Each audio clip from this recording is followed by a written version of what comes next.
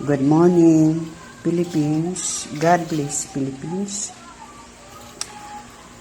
Ang Ginoo sa iyahang mga pulong ang nagaingon nga ang pagpanimalos iyaha. Dili bot ipasabot nga kini gi-address lamang niya sa usa ka tao tungod kay ampingan kanya, kundi tungod kini sa iyang kabubuton.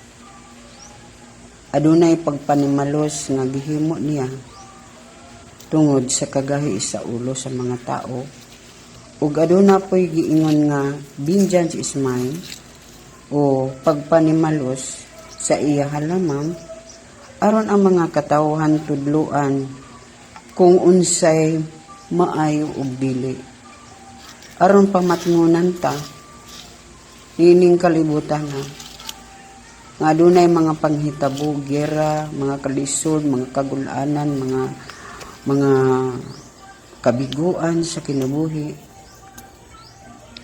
Tungod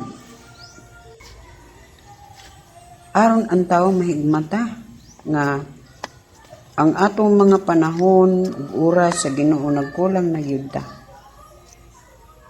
Busa ang Ginoo kanunay nagpasidaan kanato, aduna na siya gipasidaan mga nanghitabo karon war and kadtong giingon nga mga sakit at karamdaman ngayon, di ba? Makita nato nga kini nagpahinumdom kanunay kanato ang mga katawan nga gitagaan pagigayon sa Ginoo nga mabuhi anto dinhi mga panahona nga angay kita magbantay.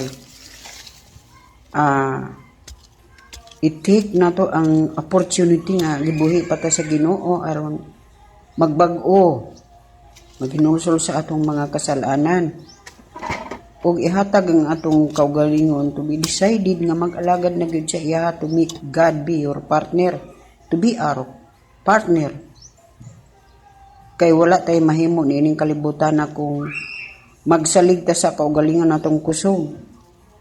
Ang Ginoo lang ang atong saligan nga ining kalibutan na ana ang kadaugan ug kalampusan. Kay miingon man siya, in this world have many troubles, but take courage, I overcome the world. Ma-overcome po nato ang world kung naata sa righteousness sa gipahimo sa Ginoo diha kanato. So, dinhi na lamang kutob o naot makahatag kini kaninyo og maayong pagsabot nga inyong mahinumduman nga we are in this world a temporary life. Ug gaharap ta sa Ginoo ug huhusgahan tayo ng Dios ayon sa ating mga gawa. And thank you, Lord, for everything na gipasabot ninyo sa mga katawhan, Ama.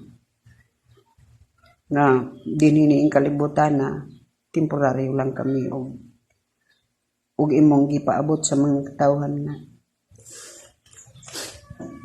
na